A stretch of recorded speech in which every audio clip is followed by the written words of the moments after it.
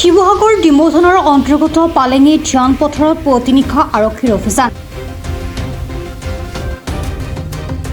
জ্যেষ্ঠ জিলা আৰক্ষী অধীক্ষক পাপৰি চেতিয়াৰ নেতৃত্বত তথা জিলা অতিৰিক্ত আৰক্ষী অধীক্ষক মইদুল ইছলাম, ডিমৌ আৰক্ষী আয়ুক্ত হীৰেণ কুমাৰ ডেকাসহ আৰক্ষীৰ এটা বৃহৎ দলে অভিযান চলায়।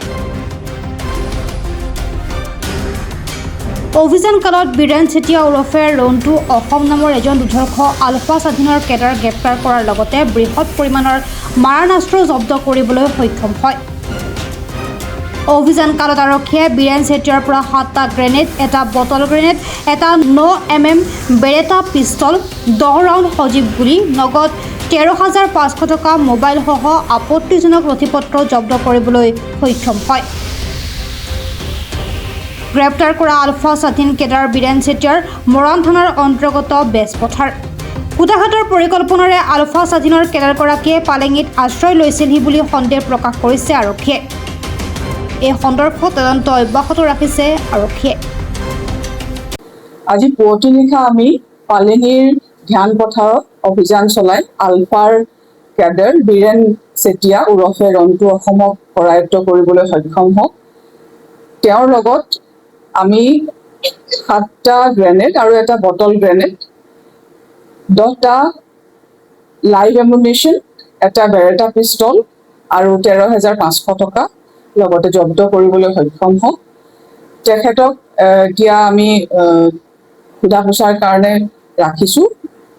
সবিশেষ আমি পৰৱৰ্তী সময়ত তদন্তৰ পাছতহে ক'ব পাৰিম।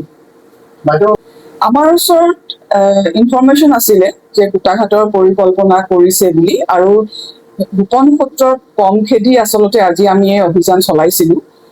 কুটাঘাটৰ পৰিকল্পনাৰ বিষয়ে সবিশেষ আচলতে এতিয়া আমি তদন্তৰ পাছতহে ক'ব পাৰিম। কেনেকৈ ক'ত কি পৰিকল্পনা কৰিছিল সেইখিনি এতিয়া বাকী পৰৱৰ্তী সময়ত ক'ব পাৰিম। আমি সোধা পোছাৰ কাৰণে আনিছিলোঁ। এতিয়াও এই বিষয়ে আমি এতিয়া যিহেতু আমাৰ তদন্ত চলি আছে, আমি এতিয়া সবিশেষ ক'বলৈ অকণমান অপাৰগ। এতিয়া শিৱসাগৰৰ পৰা মুছাবিৰ আলীৰ ৰিপৰ্ট, প্ৰাত টাইম ডিজিটেল।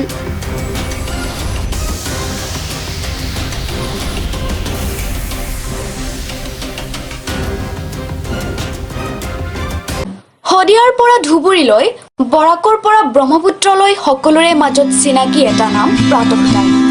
থলুৱা ভাষা, কৃষ্টি আৰু সত্য বাতৰিৰ আধাৰত প্ৰতিষ্ঠিত খবৰ প্ৰাতঃ টাইমৰ প্ৰতিটো বা বাতৰি পুংখানুপুংখভাৱে চাবলৈ Facebook, YouTube, website, Twitter, Instagram আৰু ব্লগাৰ পেজত লাইক আৰু